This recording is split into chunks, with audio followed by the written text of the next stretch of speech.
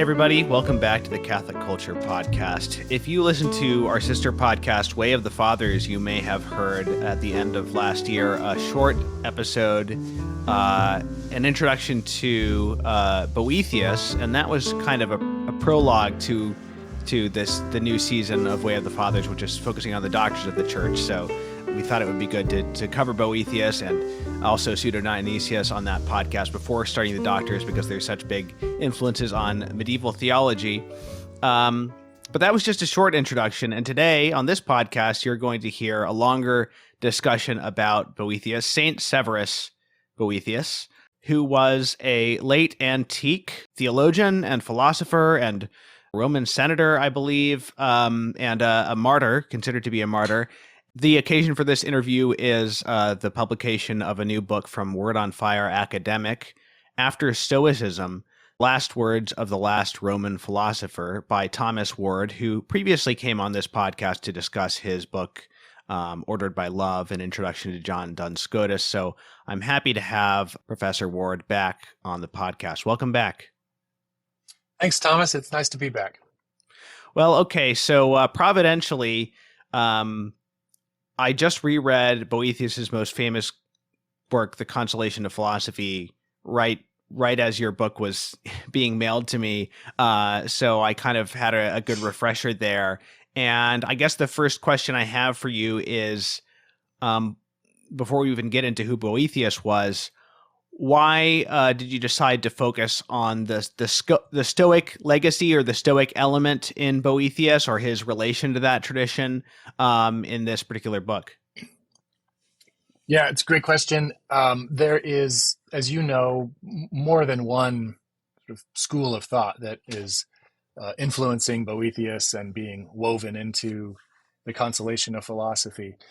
The Stoicism thing was a kind of response to what I think of as a kind of moment that a lot of that we're in, which is that a lot of people are finding in Stoicism something of value, and I think that's a really interesting development. You could sort of track it going back to around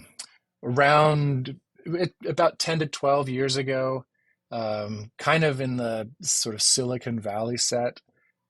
Since then, sort of moving out into what I think of when you think about the sort of person who would be most sympathetic to Stoicism these days, you might think about young men who are maybe inspired by aspects of the internet manosphere, and who maybe see in Stoicism some sort of challenge or call to live a life that is maybe less under compulsion than many aspects of modern life feel like they're lived under.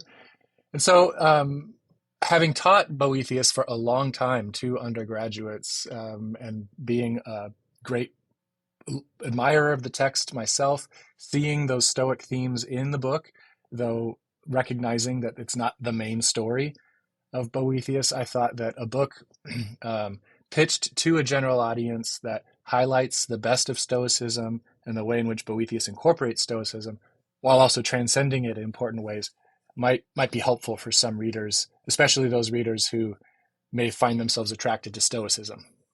Okay, very interesting. So Stoicism, famous exponents in the ancient world would be, Marcus Aurelius, probably the most read Stoic author today, but also Epictetus, Seneca, and popular authors today like Ryan Holiday, for instance, are exponents of this new Stoic revival.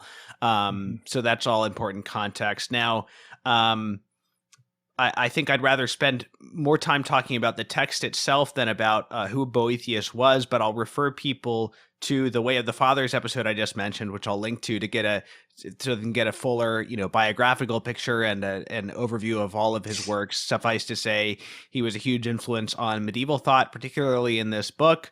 But although also I think St. Thomas Aquinas maybe wrote a commentary on his work on the Trinity, if I'm not mistaken. And the important thing for this is that he was a Roman senator living under a Gothic barbarian emperor who was an Arian. Correct me if I'm getting any of this wrong. That's all right. And he was thrown into prison on what seemed to have been trumped up charges of sedition, I suppose, and it's believed traditionally that this was because Boethius was not an Arian, he was an Orthodox Catholic. The emperor was Arian, and so he's traditionally held to be a martyr. There's always been a local cult in Pavia where he died. And by the way, his tomb is in the same church with the tomb of St. Augustine, which I have to visit someday. Pavia, Italy, which is near Milan. And and his cult has been extended more universally in later centuries. So yes, St. Severus, does he have a middle name? Manlius. Severus Manlius. Anicius Manlius Boethius. Yeah. Got it. Okay. So. Great. So yes, we can and ought to venerate him as a saint. But why don't you give a quick introduction to the work itself, the Consolation of Philosophy?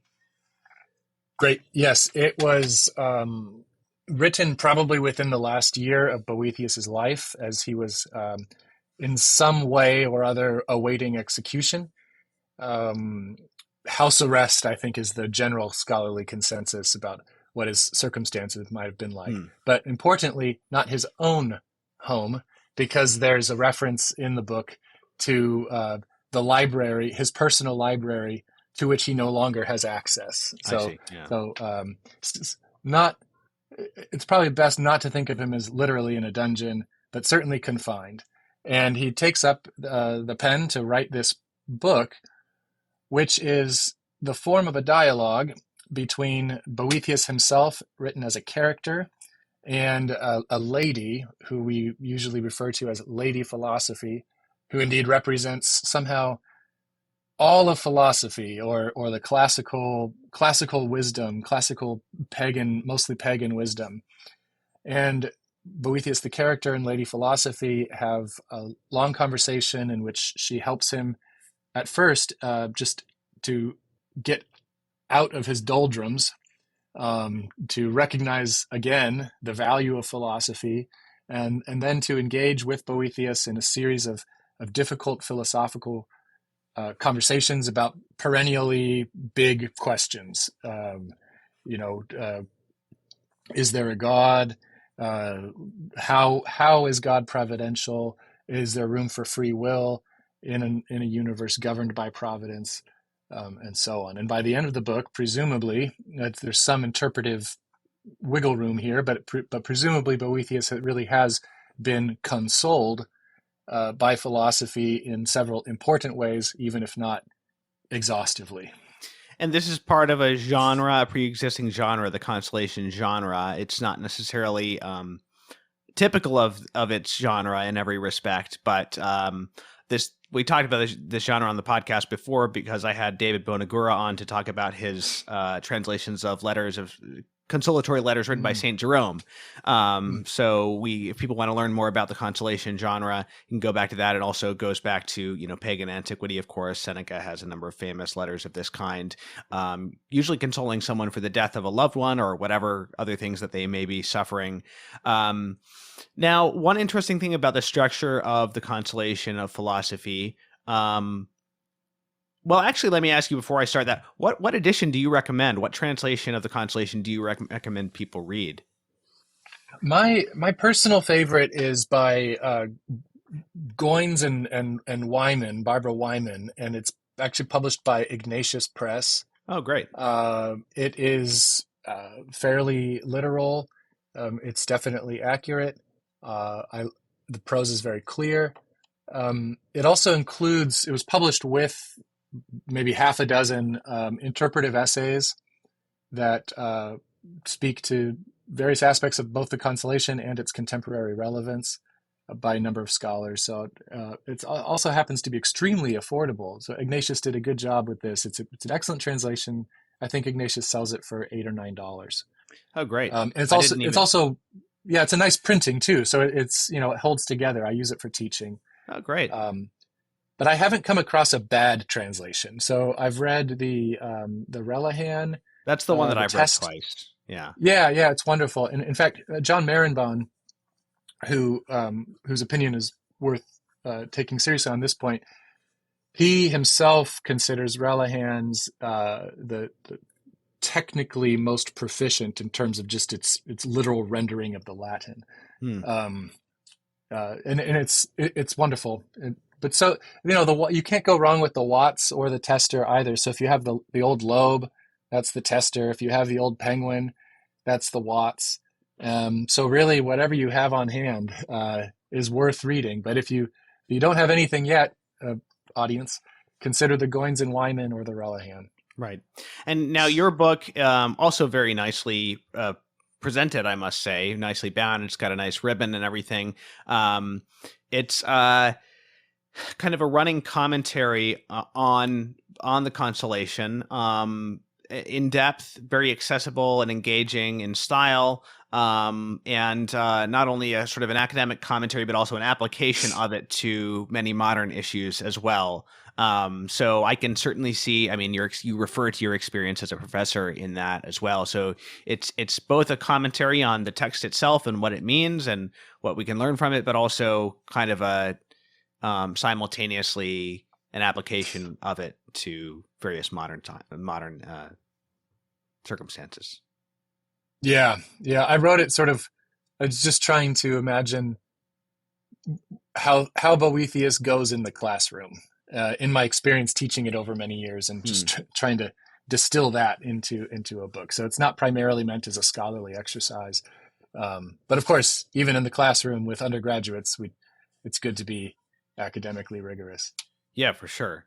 Okay, Yeah. so what I was going to say earlier is the structure of the work is interesting, Boethius's Consolation, because as Relihan observes, it kind of takes you through the philosophical tradition book by book. So it's divided into 5 books. Each book has a number of sections alternating between verse and prose, interestingly. So there's a lot of poems and songs in it. But I would say, correct, if you think otherwise, say so. But I would say the parts most relevant to the Stoic tradition are maybe the first 2 or the first 3 books, right? Because there he's dealing with issues of suffering, of how to conduct yourself under suffering. I mean, that's the very first part of the book. Is he is lamenting his situation and crying and weeping in his imprisonment, and then philosophy appears to console him, and first does so on this level of what should we place value on, how should we respond to the changing wheel of fortune and things like that. And the problems get more and more complex, I would say, as the work goes on, and kind of they get more and more metaphysically lofty, maybe you could say, as the work goes on. And there he's able to draw from other schools of philosophy as well. But let's start off talking about the Stoic thing then. What is it that Boethius, first of all, is taking from the Stoic tradition? It's primarily certain aspects of Stoic ethics. So when we think about Stoicism today, the so-called Stoic revival, that's almost 100% focus on Stoic ethics. Yes. Some of the background Stoic views here include something like a cosmological materialism. So even whatever God is in Stoicism, even God somehow is part of the material structure of the universe. And also a thoroughgoing determinism. So every event is supposed to have been causally determined by preceding physical events. So those aspects of Stoicism are not at all compatible with Christianity. That's not what we find Boethius focusing on.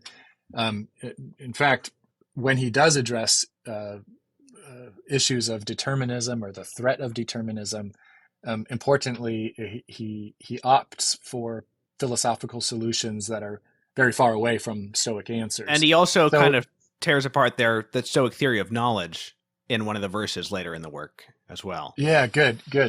He denies, for example, that. Do you have in mind the bit about the world soul, or which do you?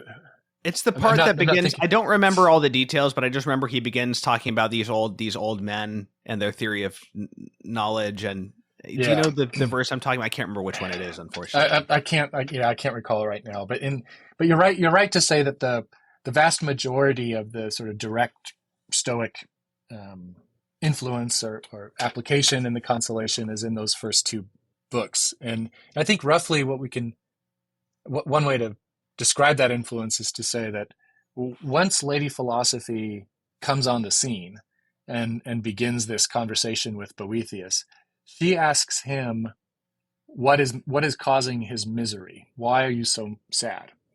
And he tries to answer that question by talking about his bad circumstances. I am miserable because I've been unjustly accused. I'm in prison. I have lost all my goods, my status, and so on and so forth. And he finishes this long speech, which almost seems like it was written meant to be a kind of vindication, so that whoever reads this afterward, they'll know that I was badly treated by the king and so on. Hmm. So he finishes the speech and she says, "Oh, okay, now I know what's wrong with you." But it's not what he just said.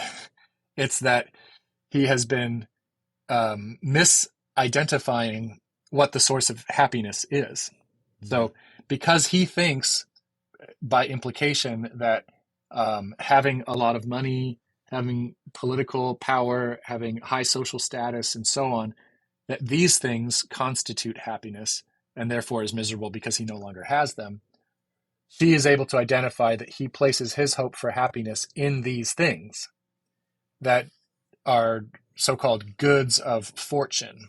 Hmm. And so the first part of her treatment, so to speak, of Boethius is to show that these types of goods of fortune cannot make us happy. And one of the reasons they can't make us happy is because they aren't under our control.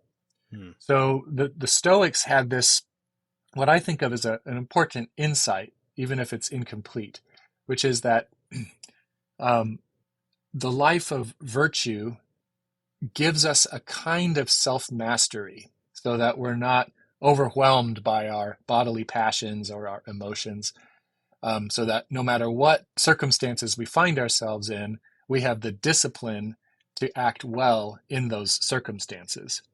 Now, one of the conditions for developing that kind of virtue is not to be too attached to goods of fortune that can't make us happy and that we're probably going to lose eventually anyway. And so the Stoic concept of detachment, sometimes, well, in the original apatheia, from which we get our word apathy, that detachment is supposed to be a condition for gaining the kind of self mastery that enables what the Stoics thought of as the highest human good, which is the virtuous, tranquil life. And that tranquility, ataraxia, is, so what happiness is, what blessedness is for, say, St. Thomas and the great Christian tradition, um, ataraxia, or mere tranquility, is for the Stoics. So Boethius will not take on board that idea that ataraxia is the highest human good. He agrees with the Christian tradition that it is beatitudo, but he takes almost wholly on board this idea that we need to detach ourselves from goods of fortune in order to, as a kind of precondition for pursuing genuine happiness. Maybe this is a little far afield from the book, but would Boethius disagree with Aristotle's view then that these external goods are necessary to our happiness, even though they're not the central part of it, so to speak? Yeah, this is a really, really excellent question. Partly because it, I think, gets into some subtle interpretive issues about how to understand some things that are said in Book 3 in relation to Book 2. So if you were to just read Books 1 and 2 and ask, um, does Boethius agree with Aristotle or not about the role of external goods in the happy life? I think you would have to say No, he disagrees. Hmm. Clearly, he's aligning himself more with the Stoics. And the Stoic idea here, it is fairly radical, because the idea is, if you are a true Stoic master, I mean, you could lose all of these things and still be all of these goods of fortune, and still be um, perfectly tranquil. And if you ask, well, but wouldn't you be better off if you had that tranquility, but also all these goods of fortune? And the true Stoic master answer is, you would not be better off in any way that really mattered. Like, it would be more pleasant to you, but that Yeah. doesn't matter. So anyway, so book two of Consolation of Philosophy is way more Stoic, way closer to Stoicism than Right. Aristotle. But then in book three, we get what I think of as a kind of reconstructive account of the role of goods of fortune in the happy life. So book two is meant to detach Boethius from these things. So they can't make you happy. Okay, fine. So, but we still are, as long as we're living, we need them. Without that, if we were totally bereft of them, we would die pretty quickly, because, after all, food and water are among these goods of fortune. So then, book three, I think, begins to think a little more deeply about what good goods of fortune can play in a good life. And there, I think it's um, a little closer to Aristotle. I still think that Aristotle affirms one proposition I don't think Boethius would affirm, which is that external goods / goods of fortune are necessary for happiness. I think Boethius would say no. But Boethius does recognize by book three a way in which they can um, have a kind of instrumental role in achieving happiness. A contingent instrumental role, like, we could still be happy even if we lacked them. Like, for Hmm. example, if we were about to be martyred, we could still be happy. Right. Um, but so not necessary, but they can play a good role if we're properly related to them. There's another way in which the Stoic view of happiness is radical, which is what you first said, that it's almost defined that if it doesn't depend on me, then it can't be necessary for happiness. That I am the source of my happiness, right? Would you agree with that? So Yeah, it's radical on a deeper level as well. yeah, yeah. No, that's right. It's God is certainly not there to help you out in any way on the Stoic Or view, others, or anything, even other people. yeah, Yeah, there's anything that outside of that yourself. infamous passage in Epictetus about uh, when you when you go to kiss your wife or your child, um, train yourself to think of them as simply corpses, so that you know. So then, when they die, you won't be very sad. Right. So you would still, as a dutiful father or husband or citizen, you would still engage in a lot of the activities that you would expect of a loving or caring husband and father and so on. But you would perform your duties in a way that didn't like emotionally tether you to the well-being of anyone else, because as soon as you mistakenly identify someone or something else as partially on which you partially depend for your happiness, you've lost the ability to achieve this tranquility. Um, Right. yeah, so other people kind of go by the wayside. Certainly, other things do. There is it's a kind of deistic system, so there is a God, but God is not there to really do anything for us. Right. So you're absolutely right to say that, to the extent Stoics think they can be happy, and they're wary of happiness, they prefer this idea of ataraxia or tranquility. To the extent that we can be tranquil, it's only by being completely self-reliant. Right. And so also worth mentioning St. Augustine repeatedly critiques the Stoic view as a kind of cope, basically, Mm. a coping mechanism, especially in the City of God. I think even in his work on the Trinity, he finds a way to work another critique of the Stoics in there, and perhaps in the Confessions. I just know in 2 or 3 different works by St. Augustine, I've seen his critique of their theory of happiness. But the idea that basically, because they don't believe in the next life where we can be perfectly happy with God, and wrongs can be rectified, they have to cope and say that we can be perfectly happy in this life, and the only way to do that is to redefine happiness, That's right. Yeah. you know, according to their own parameters, increasingly narrowly. Yeah, Um, and in that sense, it is a philosophy of not despair in a modern sense. It's not fatalistic or anything like that, but um, it is a philosophy of low expectations. right, right. Yeah. Okay, are there any other important areas in which Boethius critiques the Stoics? You know, we've alluded to it, but haven't explicitly gone there, which is that lady philosophy, even in her most stoic sounding, still accords a much higher value of other people than the Stoics themselves did. So Hmm. what I have in mind here is when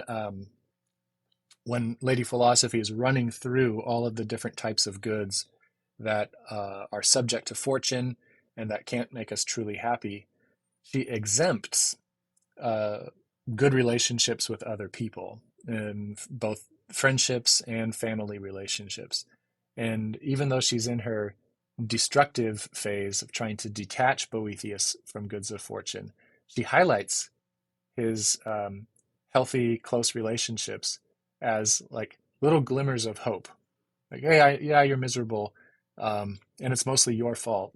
But here's something that should cheer you up. You have a loving family, and you have close friends. You wouldn't expect that from the Stoic masters because of the way in which our relationships with other people threaten self-reliance. Okay, so having read a bunch of Plotinus earlier last year, I was very attuned to bits and pieces of Neoplatonic influence on my second reading of the Consolation. And, the most sort of general one being this idea of kind of like a descent, everything in the universe being sort of a descent from God and then a return, an ascent back to God. Um, but there are also more specific um, doctrines that are alluded to, some of which are not Neoplatonic so much as just Platonic, in some cases you can say, well, maybe lady philosophy says this, but that doesn't mean that Boethius believes this because it's a dialogue, etc. But there's a few of the verses seem to endorse this idea of the pre-existence of souls. So one of the lines I have in mind, I don't remember which verse this is from, but here he enclosed, meaning God, I think. Here he enclosed in limbs of flesh, human souls sought from their high home, meaning these souls were in their high home and then afterwards enclosed in flesh. And also there's one or two seeming to endorse the Platonic theory of knowledge, where learning is remembering what we saw before we entered the body. At the very least, the contact with the body in these verses is what brings on this forgetfulness. And so there's a few other issues regarding Neoplatonism that I would like to get into, but do you have any general comments to make on the relationship of Boethius to this tradition, and also the question of to what degree we can, in the end, look at Boethius and the lady philosophy as having different views in the work? Yeah, good. Um, these are two thoughts that are at a fairly high level of generality. One is I read the conclusion of Book Five as suggesting as having as much to do with the limitations of philosophy as with any of her successes. Right. Um, there's a lot that however helpful her answers may or may not have been for Boethius in the dialogue, they are incomplete or sort of imply a kind of mystery, not a full unveiling of every riddle of the universe, but leaving room for quite a bit of mystery. So I think that there's something about the character of Lady Philosophy that she cannot disclose all of the wisdom that there is to be known, and so in that sense, there's almost a rhetorical and ideological handing off of philosophy to some higher wisdom by the end of the book. This part of the evidence for this is Lady Philosophy's exhortation to devote himself to Boethius to devote himself to prayer, to the petition for grace, and so on. So if it's true that Lady Philosophy doesn't have all the answers, then I think it becomes a little less troubling to find that some of her answers aren't just incomplete, but wrong. And where the standard here, let's say, would be compatibility with the Catholic faith. So then you'd think, even by design, Boethius, the author, wouldn't need to ensure that Lady Philosophy says only correct answers over the course of her long, discourses. The second thing more directly about Platonism, you know, there's certain passages of Plotinus and other Neoplatonists that really are mystical. I mean, Plotinus saw something. He understood that our happiness was to be found in God, and so, his kind of philosophy of mystical ascent, if you will, you see some of that in Plato himself. But really, the Western mystical tradition, I mean the Western Christian mystical tradition, the kind of language in which our greatest mystics have sort of tried to express what they have experienced, is influenced by these pagan sources. I don't think you get, the Augustine and Monica ascending together without Plotinus. Now, it's very important in Augustine that this is something that is not done solo, and that's one of the powerful things about Augustine's experience with his mother, is that this is not the ascent of the alone to the alone, but it's that very ascent done, in some sense, in community. Relevant to Boethius here is that Plotinus famously or infamously thought of the material world as not just the least perfect sort of layer of reality, but as evil, as Right. corrupt. Not in a moral sense, but in the sense that it's like pure potential or something like that. It's lacking. It's a lack of being, right?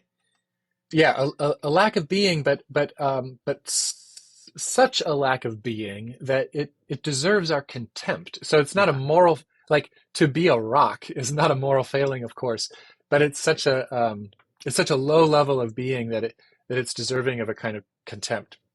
Right. So matter, it's like matter itself, matter as such is evil. And then its sort of forms are put onto it. So it's good that it has the form of being a rock, but as matter, it's evil, something like that. Yes. And so then, of course, the happy life becomes pure escape. I mean, not only escape, but there's no role for the material world in a productive ascent to God. Which is why the Stoic and the Neoplatonist views of external goods are kind of similar in terms of their relation to happiness. Yeah, that's right. And so, but then when you think about Boethius in that, is there a total rejection of material reality as such? And I think no. There's the detachment from goods of fortune that we've already talked about, where the mistake there is not is not simply to think of them as good, but to think of them as able to make us happy. So Boethius is clear there. But then in book 3, what I think of as this more constructive or reconstructive part of his thought, the idea there is that in all of the material things that we seek in our day-to-day lives as sort of necessary for our survival, our like basic flourishing as animals, one, we can recognize that they can't make us happy, but two, we can see them as sort of images of happiness. And this is actually a term that Boethius himself uses. Images, shadows, and in a positive way, not in a merely negative way. So, let's say the pleasures of food and drink, for example.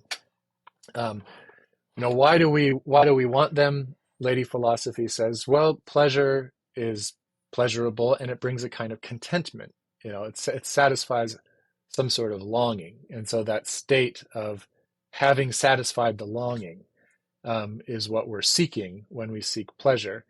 And and she calls that contentment. It's not happiness itself, it's one aspect of happiness.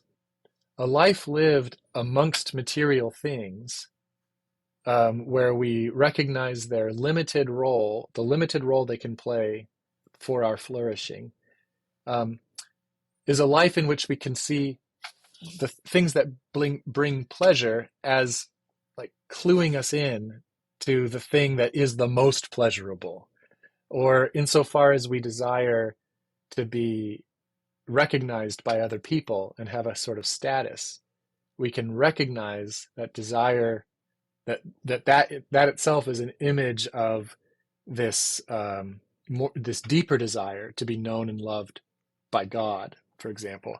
So I think that in book 3, sort of summing up here, is that things that the Platonists would tell us to just reject and abhor, Boethius as a Christian is trying to make some room for a kind of material spirituality that can play this anagogical or maybe even sacramental sort of role in a good life.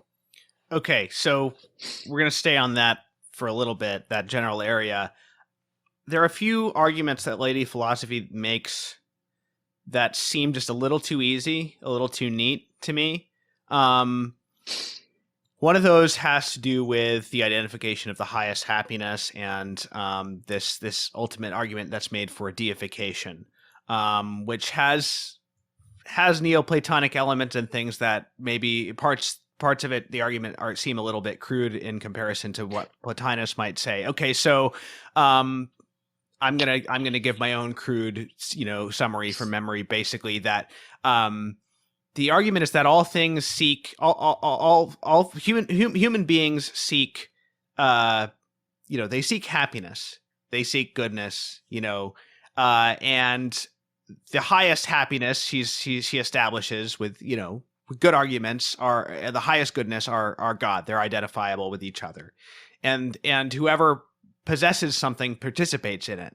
And so if you become happy and you become good, then you become God. You participate in the divine nature. Is that too simplified an argument, or is that a more or less accurate? Yeah, no, that's summary? basically it. That's the short version, and part of that also is the broader claim that not only human beings but all things are seeking the one. They're seeking happiness. Okay, so first of all, in Plotinus, one of the very interesting things is what will become, I think, very similar, at least, to what will become like the theory of analogy in St. Thomas. The idea that, like, when we call something good, some finite thing good, it is not, we're not meaning the exact same thing as when we call God good. Actually, we discussed a differing view on this in our Duns Scotus episode, because he has a different view on these, how we use words, actually. But Plotinus is aware that we can call things good, we can call things one, but that the actual one, the primary one, is radically transcendent, making our language, inadequate. So he would never do something like just, identify lesser versions of happiness that are being sought with the one, even though he would probably acknowledge that there is a sense in which all things are returning to the one.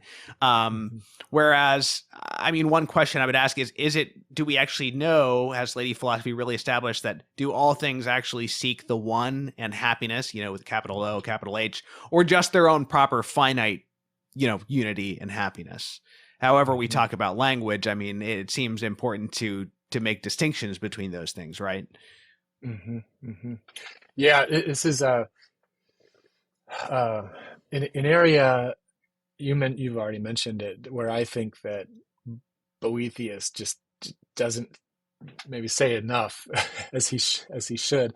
Maybe he couldn't say more, but I do think that on this point, St. Thomas, who was a very careful reader of Boethius, I think he helps to fill in some gaps here on this question of whether all things seek God or the good or the one, and if so, how. And so, St. Thomas has this idea that what it is to be a creature is to be some limited way of resembling God.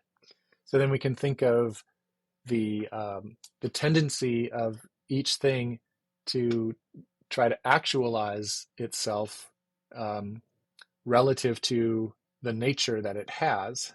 So to become a fully flourishing member of whatever natural kind it's a member of. We can think of that in Thomistic terms as both trying to fulfill a thing's nature and trying to resemble God as much as it's possible for that thing to do. And the connection there is that the nature itself is, in the divine mind as a divine idea, one way of imitating God. So we get that union of the tendency of all things to seek the actualization of their nature and this Platonic theme of the universal tendency of all things to seek God. That's not spelled out in the Consolation of Philosophy, but I think that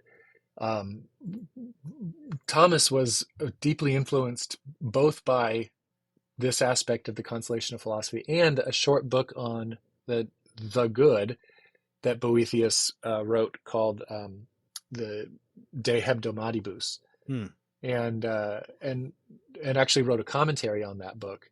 And I think I have a theory partially inspired by Ralph McInerney, who wrote a nice little book on Boethius and Aquinas, that St. Thomas was pretty heavily indebted to Boethius for a lot of his ideas, in some cases extending them, like in the way that I was just talking about. But I do think that that's helpful. So then when we go to the human case in Book 3, where Boethius is primarily interested in human happiness, we might be able to sort of fudge a little bit, or like attribute not as pure interpretation of Boethius, but as maybe trying to salvage the view. We could say, well, the identification of God with happiness is perhaps somewhat relativized to the human case. So there is a particular way in which human beings, in seeking the full actualization of their own nature, are also seeking to be as godlike as a human being can. Right. And so then we can talk about that as a kind of divinization, but as you say, by some analogy, namely, like, not God in his very essence, but God insofar as human nature is a particular way of imitating the divine essence. Right. Okay, so we could also make that argument about animals, though, right? Yeah. So Yeah. then someone might argue, well, okay, so then human beings are made in the image of God, and so they're able to do this in a more proper way. But in any case, there's of course a big difference between seeking a resemblance to God and seeking an actual unity with the divine nature. And so this is where we touch on kind of the grace and nature debate, Mhm. and setting aside whether the human happiness that we seek is sort of some finite reflection, or if it is actual unity with God. The impression that one gets in this initial argument by Lady Philosophy is that we become gods by our own power, or that by our own Mhm. effort. And that's where I see the similarity to Neoplatonism, even if her argument is more simple than theirs would be. Mhm. There's no mention of grace in that particular argument. And so that's why I find that a bit unsatisfying. However, though, it's very interesting that we get this argument about human beings becoming gods by finding true happiness. And I mean, it is clear that they're. I think it's clear enough that they are gods by participation, right?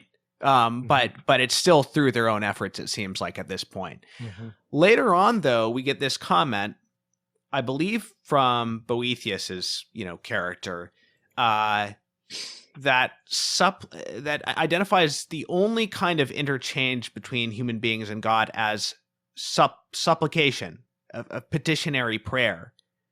So he doesn't focus there on contemplation, on Mhm.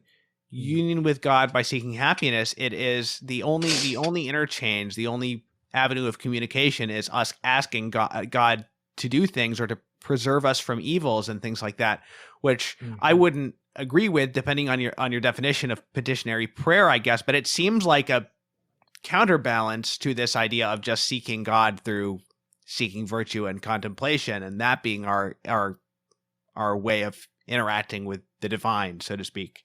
You think there's kind of like a tension there in the book? Yeah, that's a good point. It's fair. I mean, I suppose, as you yourself say, what exactly can we build into the idea of supplication? And is the contrast supplication to contemplation, or is the contrast supplication to so the efforts of philosophy all by itself? And I mean, I uh, one thing that stands out to me in the divinization section at 3:10:11 is the lack of instructions for how to actually do this. Hmm. That we fill in based on what has already been said. It feels natural to say, okay, so the life of virtue that Lady Philosophy is asking Boethius to cultivate, that's what's going to achieve this thing. But in to my mind, that kind of mystical result that comes out of the analysis of happiness is quite disconnected from everything else that came before. It's unexpected, and so I actually read that thinking, well, how is this actually achieved? And we don't get a lot of uh, we don't really get much of anything by way of how to achieve it. There's an important passage in 4:8, somewhere in book 4, this nice image of being able to travel in one's mind to the divine center of things. Um, and this idea of traveling in the mind is something like achieving union with God in this life, partial union with God, in such a way that whatever one experiences, whether it's pleasant or unpleasant, um, one experiences as the good providential working out of God's plan. And so we become more free. But even then, how do we achieve this traveling to the center? Is it through philosophy? Is it through virtue? Is it through prayer? There's not a lot said. And I think that lines like the necessity of supplication, um, Lady Philosophy's um, request, the exhortation to Boethius to pray for grace, maybe are little hints that this grand vision of divinization is not achievable through the cultivation of virtue in the classical sense. Um, but I offer that in a fairly speculative way because I think that this issue is a really difficult interpretive challenge, and that for me the kind of rule is um, where the text where the text might be ambiguous or might reasonably be interpreted as ambiguous, then given that Boethius is recognized by the church as a saint, we should interpret the Right. ambiguous parts as much as possible in a way that's compatible with the faith. And Right. that might be like overly charitable, or that might be like principle of charity gone awry, but that's sort of my method. Well, yeah, on this particular issue, I agree with you, and I am sympathetic. It does make me sympathetic with Joel Relihan's reading, which he's asking the question, why is this, Catholic, um, writing this sort of purely philosophical work in prison rather than, Thomas More writing on the sadness of Christ or, something like that.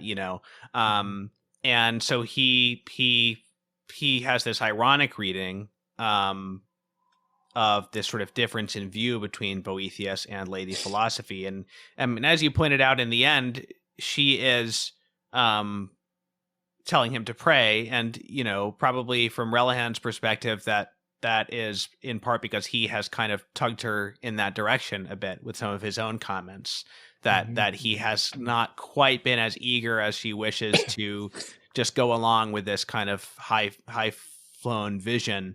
And he's kind of has these more practical concerns. So, I don't know how far we would want to go in kind of treating it as a satirical work or anything like that, but that that helps. I mean, you mentioned the inadequacy of philosophy in certain respects, and that helps to understand that yes, he was a philosophy by trade, so this is what he's a philosopher by trade, so this is what he's doing. But that, in context, this work could be read as not as just sort of asserting that the sufficiency of philosophy as it's on its own.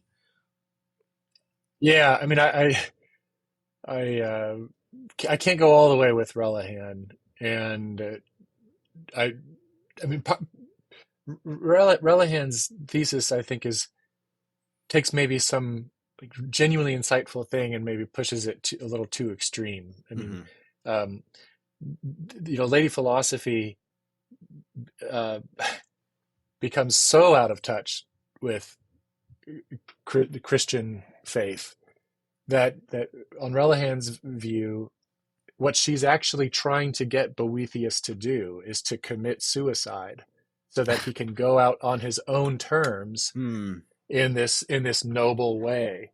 Right. And Boethius has good sense to resist that, Yeah. and then and Lady Philosophy eventually gives up.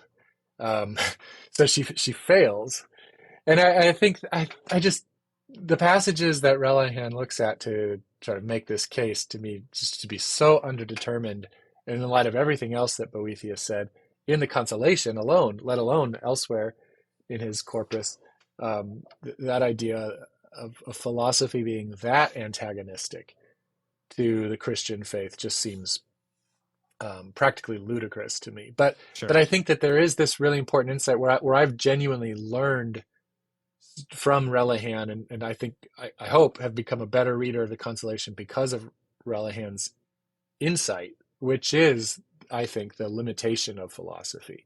Right. So I'm not as adversarial in my description of the relationship between philosophy and theology as he is, but that there is a genuine limitation on her part that maybe even Boethius the character begins to recognize, that I'm very sympathetic to. Right. Yeah, that makes sense.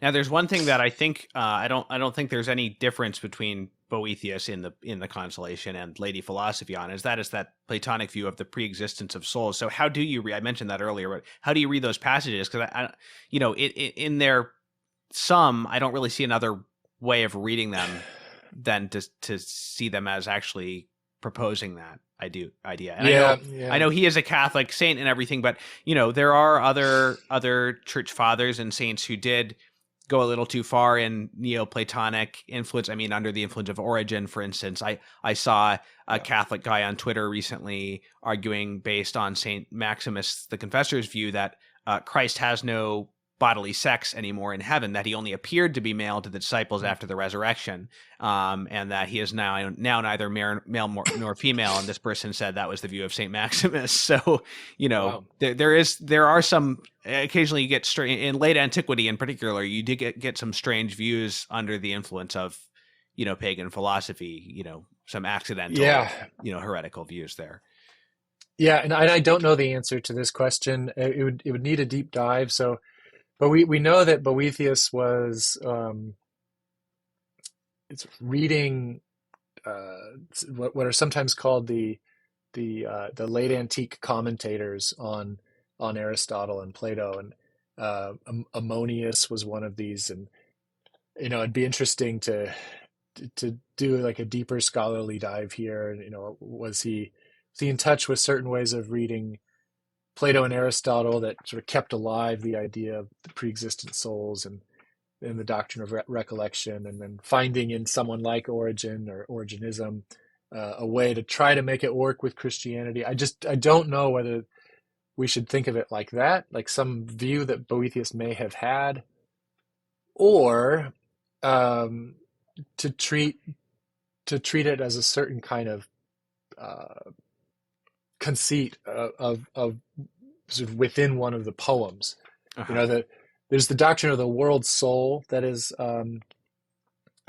articulated in one of the poems at a Right. pretty important moment at the end of 3:9, when Boethius begins to see the theological direction that Lady Philosophy is taking him, and utters a word of prayer, asking for help. And the prayer is taken almost verbatim from Plato's Timaeus. Hmm. And then the ironic thing is that Lady Philosophy answers him by saying something like, those words are well fitting, or something like that.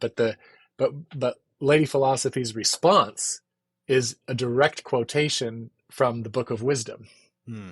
So it's the Christian layman uttering a philosophical prayer, and then Lady Philosophy affirming the prayer with the language of Scripture. Hmm. And then she begins to sing a song, and she begins with the doctrine of the world soul as this intermediary creative agent in the world. Hmm. That God first creates the soul, and then it gets going from there. Interesting. So how do we sort through the layers there, where Even in the we Confessions, Augustine talks about this first intelligence that was created, and at the end of the yeah. Confessions, and I don't think I ever seen any Oh, other Christian yeah. author put forth that view. I don't remember exactly what it is in the creation account that he's interpreting. Maybe it's the light itself is supposed to be this first Yeah. created intellect that is. Do you know what I'm talking about? It's kind of an No, odd, only vaguely. and he's Yeah, very yeah. I certain that haven't. this is like the correct interpretation. And as far as I know, that idea has more or less disappeared from the Catholic tradition Yeah, yeah, since. yeah. But anyway, it's Huh. not fresh for me or for you, so I don't know how much we No, can no, get yeah. into that. But But yeah, I do have some like genuine puzzles about these articulations. I mean, what would move me maybe more to the view that Boethius just picked up some false beliefs along the way is if any of these suspect doctrines are articulated not in the context of the poems, but in the context of the actual it's pretty back much and forth. all, as far as the pre-existence of souls. I think it's pretty much all in the poems. There's like 3 or 4 different poems that mention it, or Yeah, allude to it, or imply it. But I yeah. think it was always in the verses that I noticed it. Yeah, and I think that's why maybe I've been not too bothered by stuff that I've found. Hmm. Wonder, in the sense of wondering about Boethius's actual views, because it seems like in the context of a poem, it's easier to kind of explain away. But Okay. even then, I mean, so you might challenge that. I mean, maybe I'm too dismissive of the poems as not Yeah. being vehicles of the Right. communication of truth and Well, so on my second reading, I definitely paid more attention to the poems, and on. there are some interesting. I mean, that his attack on the Stoic theory of knowledge is in one of the verses. For Yeah, instance, there are some yeah, philosophical arguments being made in yeah, right. some of those.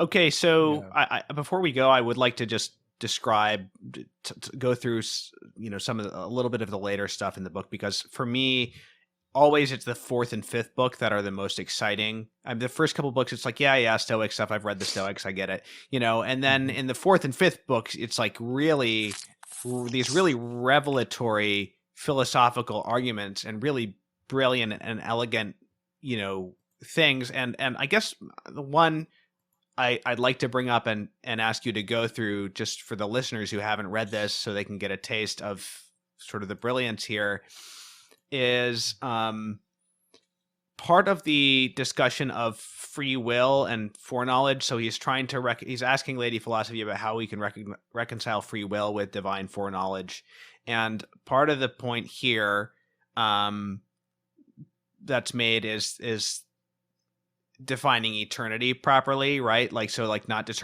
defining God as being before everything and seeing everything in advance, but God actually being hmm outside of time and possessing all of his being and his existence at once. Which, by the way, that definition is like straight out of Plotinus. Now that I've read Plotinus, I realize it's like exactly Plotinus's definition of eternity. Whereas before, I just assumed, this was Boethius, this big breakthrough. hmm But the part I wanted to mention is the way that Lady Philosophy gets us to look at things from God's point of view, in terms of this, like, this theory of like the hierarchy of different forms of knowledge. It's such a Yeah, beautiful argument when you realize where she's going with it. Can you go through that particular part of it for the listeners? yeah. I mean, it is, as you know, it's very abstract and it's difficult. And I think part of the difficulty is that it runs against certain kinds of modern assumptions. So here's kind of what I mean. So the key to Lady Philosophy's point there is that the to know something um, is to represent it to oneself in some way or other, but the the sort of representation that counts as knowledge is different for different kinds of knowers. Hmm. So human beings are one kind of knower, and there is a way that we represent things accurately to ourselves. And if we get things right, if we're thinking about things as they are, then we're said to have the truth, a true belief, or knowledge if we have the right sorts of reasons. Right. If I can just jump in, like Yeah, the sorry. line that Yeah, she says that is so kind of mind blowing, and it feels like such a Thomistic thing to say, is like, objects are known not according to like the existence of the object, but yeah, according to the mode of knowledge used by the knower. And that's just like, pff, wow, that's incredible. That's yeah, yeah, incredible. Yeah. yeah, So yeah. go So on. so then so so then God's knowledge of things is not. We shouldn't expect it to be like our knowledge of things, not just in the sense that God's a better knower, but that like God just represents things differently to himself than we represent things to ourselves. And so where this matters is that for us, we are in time. The only way that we can represent things is as being in time. Now, if God is eternal and is somehow seeing all of time all at once, does that mean that God uh, sort of sees the sequence of things in time as though, like he say, it's like the mountaintop image. So imagine like a train of cars or a parade or something, and if you're right next to the parade, you're only seeing one little section at a time, one float at a time. If you were standing high enough up and far enough away, you could see the beginning and the ending of the parade all at once, and all the cars. So is God's relationship to eternal relationship to our temporal world like that? And I think what's interesting, what's about Boethius is that that's actually not quite right. I think that God just doesn't represent things temporally, and so it's not as though time is an illusion, but time, uh, knowing things temporarily, is the way that we know them, and knowing things atemporally is the way that God knows them. So, what's the truth about things? Are they temporal or atemporal? Hmm. And I don't think there's an answer to that Hmm. question. I think that uh, for something to be temporal is for it to be known as temporal by the kind of knower that knows things temporally. And then Right. for something to be atemporal is for it to be known by something whose mode of knowledge is atemporal. Because from God's Um, perspective, we know things piecemeal because we experience our lives piecemeal, not all at once. yeah. Yes. Yeah.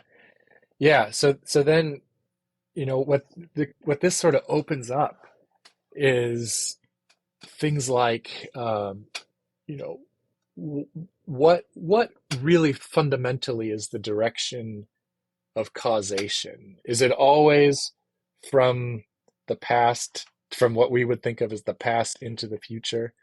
Or could you have lines of causation that, from our perspective, are backward? And one reason I bring up this example in particular is because when we think about, the sort of central salvific events of in the life of Christ, they're supposed to be, um, you know, retroactive to Right. Right. those in the past, but and then also, um, up into to all eternity, wherever God decides to end the world. And so you have this one event from our perspective at a moment in time that is producing effects, both in the future from relative to that moment and in the past. Um, how is that possible? One idea is that if the truth about that event is not essentially bound up with the time that it occurred at, and instead its time in history is something that is relative to our mode of knowing, well, then there's really no reason to think, there's no particular mystery about how it could have salvific effects on people past relative to that event. Right. So it's absolutely mind blowing. And, it sounds like the stuff of science fiction, but I actually think that there's a really deep theoretical grounding of this, which is that, um, if you are thinking of God as the creator of the universe, and if you are thinking of time in a, call it like a pre-Einsteinian sort of way, where it's not, an absolute, but instead it's a measure, it's simply the measure of change, then prior to God creating anything, it doesn't make any sense to talk about there being time at all. Um, Now, if you're thinking of time in an Einsteinian way as like something, then it still doesn't make sense for God to be in time. So if you're thinking of God as able to be God, able to have all of the divine life all at once, independent of there being any creation, and so independent of there being any time, well then, if God does, decide to make a world that somehow, which includes time as one of its components, we could say, well, God would know that it is a temporal world. Like would know that, it's experienced sequentially by the kinds of things like us that can experience the world that they're a part of. So he would know that it's a temporal world, but he wouldn't know it temporally. And that just, that seems like, even though it leads to all these mind bending thoughts, it actually seems to follow from pretty straightforward premises about God being the creative origin Yeah. of the entire universe.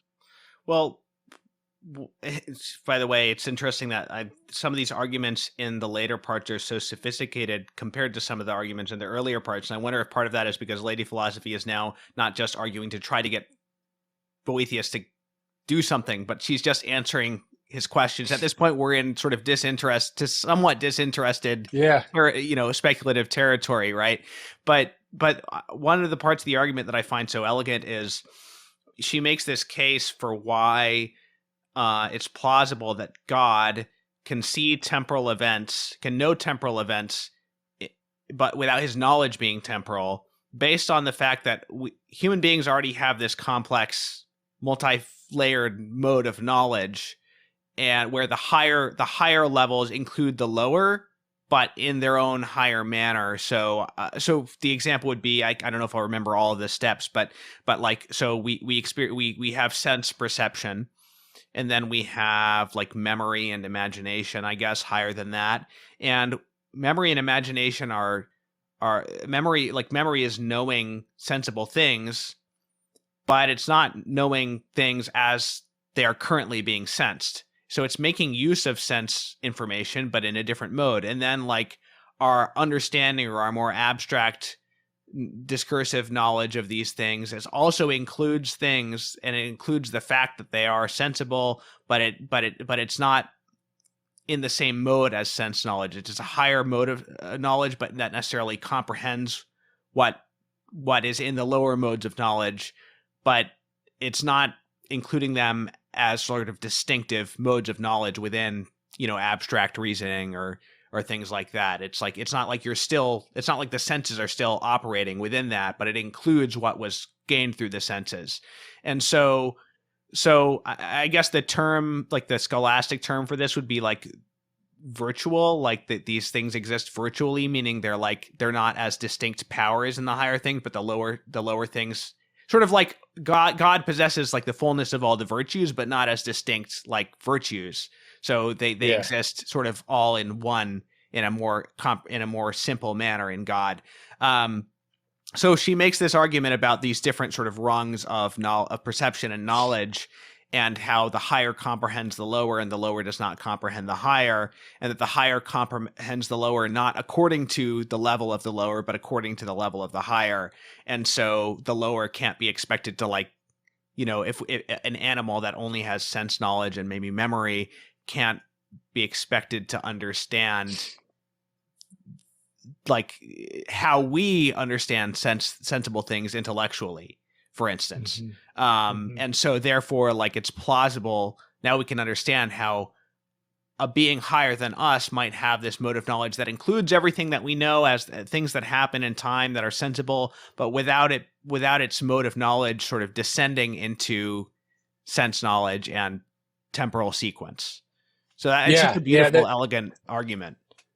It really is, and that's very well said. And it I think it's worth adding to that something that a point on which I think Boethius is often misunderstood, and you haven't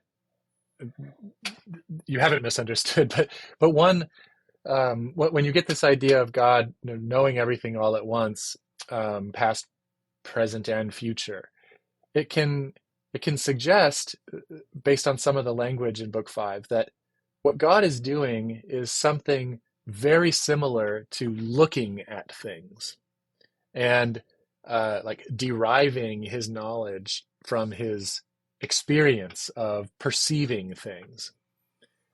Because after all, that's how we do it, even though we're only able to do it at one moment at a time.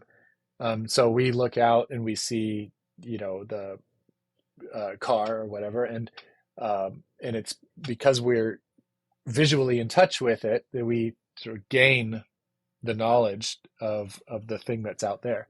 So maybe God is doing that, but just past, present, and future all at once. That is a mistake, because what that suggests is that God depends on things out there, right, for his knowledge of them, right, as though he's just an atemporal perceiver. Yes. And that's really not how the view is supposed to work. Instead, part of what it means for God, part of God's peculiar mode of knowledge is that, as Aquinas will put it later, for us, our knowledge is a kind of adequation of our intellect to reality, or conformity of our intellect to the way things are. For God, it's the reverse. It's the conformity of things to God's intellect. So God's the original sort of act of understanding of God, that whereby he knows everything there is to know, is this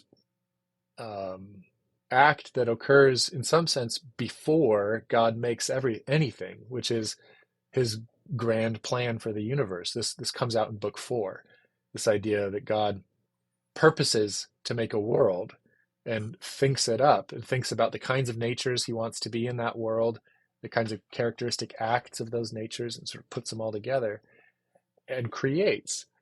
But his knowledge of creation is not, again, it's not passive, it's active. And it's all at once, because he planned it all prior to making anything. And that I think is important, because Boethius is sometimes accused of having this view about knowledge, divine knowledge, that is defective, because on the classical tradition, God is pure actuality. So he can't be dependent on anything outside of himself for having any of the perfections that he has. So if God has perfect knowledge of all things, but if that knowledge that he has is dependent on having somehow perceived correctly the way things are out there, then that perfection in God, the perfection of knowledge, would be a perfection actualized by the state of affairs of things in the world at large. And so then God would not be pure actuality, or at least would be pure actuality, but dependent on creatures, which is perverse. And so we need to find a way to describe God's perfect knowledge in a way that doesn't compromise his being pure potency, right? As being purely independent, totally independent of the created order. And that's the way Boethius does it.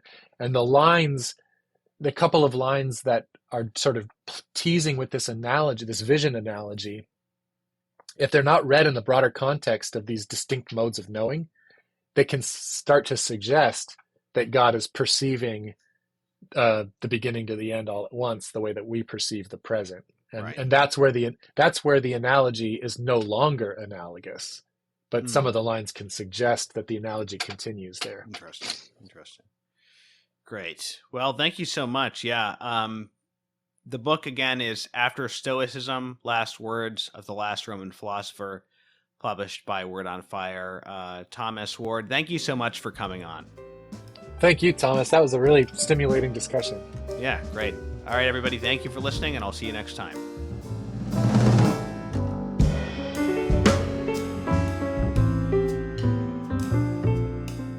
The Catholic Culture Podcast is a production of CatholicCulture.org. Check out our other podcasts, including Way of the Fathers, an early church history podcast hosted by Jim Papandrea, Catholic Culture audiobooks bringing to life classic Catholic writings, and Criteria, the Catholic Film Podcast, featuring deep analysis of great films from a Catholic perspective. You'll find all of this, as well as Catholic news, commentary, liturgical year resources, and much more at CatholicCulture.org.